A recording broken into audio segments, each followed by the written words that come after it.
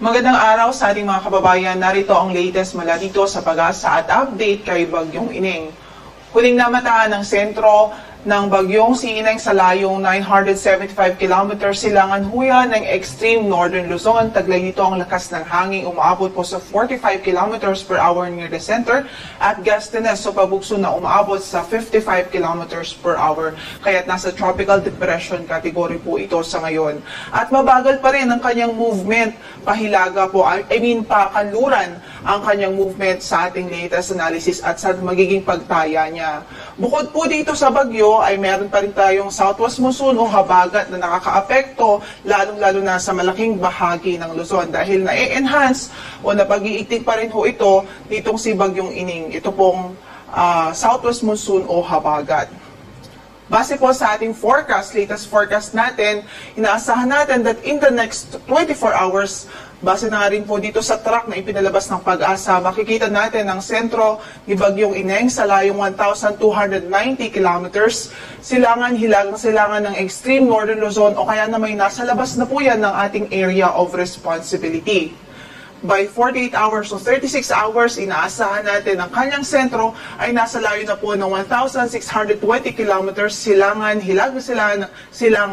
ng extreme northern Luzon. Ibig sabihin po niyan, sa susunod na mga araw at oras, posible pang lumakas o mag-intensify itong bagyo, ngunit papalayo naman na po ito ng ating kalupaan at lalabas na rin ng ating area of responsibility sa ating estimate ay bukas po yan.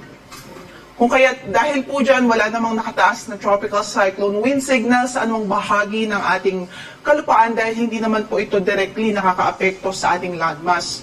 Gayunpaman, na-enhance pa rin niya ang habagat o southwest monsoon at itong habagat ay siya pong nagdudulot ng mga pagulan sa malaking bahagi ng Luzon. At base na rin nga sa ating weather advisory ngayong alas 11 ng umaga, inaasahan natin na ngayong araw, 50 to 100 millimeters ang maaaring maranasang pagulan dito sa Ilocos Region, sa Abra at sa Benguet. Samantalang 100 to 200 millimeters na pagulan ang maaaring maranasan sa Zambales at Bataan. Bukas naman dahil pa rin sa southwest monsoon o habagat, maaaring makaranas ng 100 o 50 to 100 millimeters of rainfall ang Ilocos Region at maging ang Zambales. So magiging maulan pa rin, inaasahan natin sa Ilocos Region at Zambales tomorrow po yan. And by Thursday, posible pa rin ng 50 to 100 millimeters of rainfall sa Ilocos Norte, Batanes at maging sa Babuyan Islands. Kaya sa mga nabanggit nating lugar, patuloy natin pinag-iingat, pinaghahanda ating mga kababayan, especially sa mga low-lying areas, sa mga possibilities po ng mga pagbaha at mga pagguho ng lupa o landslide. Samantala, posible rin ang gusty conditions sa ating landmass due to southwest monsoon o habagat dito sa mga lugar. Specifically sa Batanes, Ilocos Provinces, western portion of Pangasinan, Zambales, Bataan, Kalayaan Islands, Lubang Islands, at maging sa Romblon. Habang bukas naman, posible pa rin ang gusty conditions dito po sa Batanes at Ilocos Provinces.